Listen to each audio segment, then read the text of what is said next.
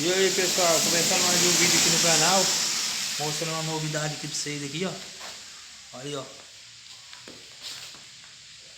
Trioval Black 2, ó. Esse é top. Aí, ó, e aqui também, ó, com a borboleta, abre e fecha, ó. Coloquei aqui embaixo, aqui na Burgma. Acho que é a primeira Burgma que eu já vi com esse escapamento. O segundo que eu já vejo também. Vou funcionar pra vocês aqui, eu vou mostrar aí, ó. Só o ouro. Aí o burgão aí, ó.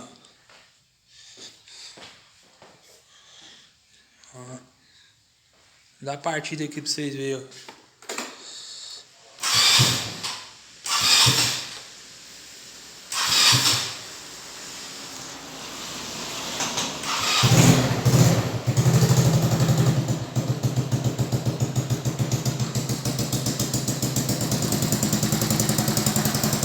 Olha aí.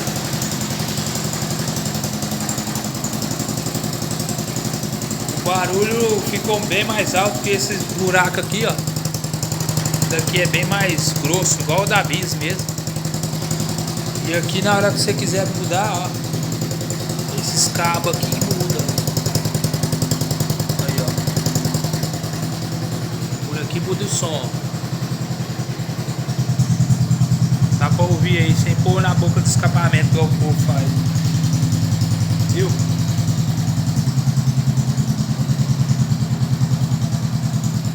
Se quiser fechar de novo, ó, só vem aqui, ó.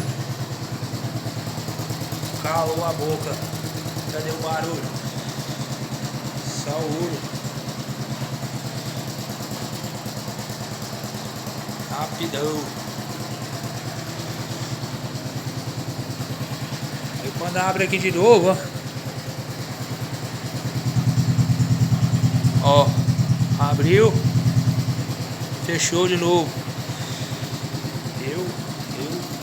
Era um sonho, mais um sonho realizado aí.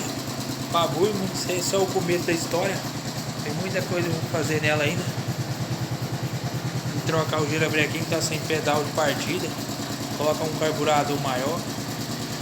Colocar ela para 150. Falou galera, beleza? Até o próximo vídeo aí.